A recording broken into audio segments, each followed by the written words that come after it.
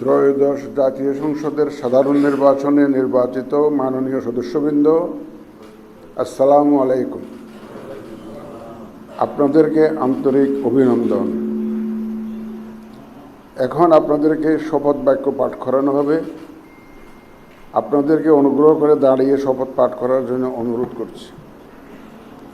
উল্লেখ্য যে আমি শব্দটি উচ্চারণের পর মাননীয় সংসদ সদস্যগণ ডট চিহ্নিত স্থানে নিজের নাম পাঠ করবেন। আমি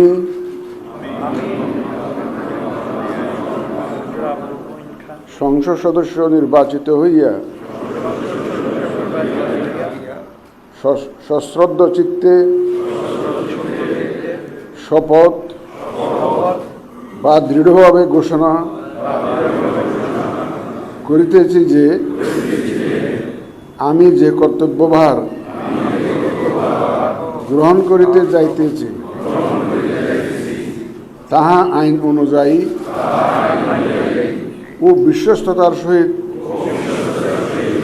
পালন করিব। আমি বাংলাদেশের প্রতি অকৃত্রিম বিশ্বাস ও আনুগত্য পোষণ করিব এবং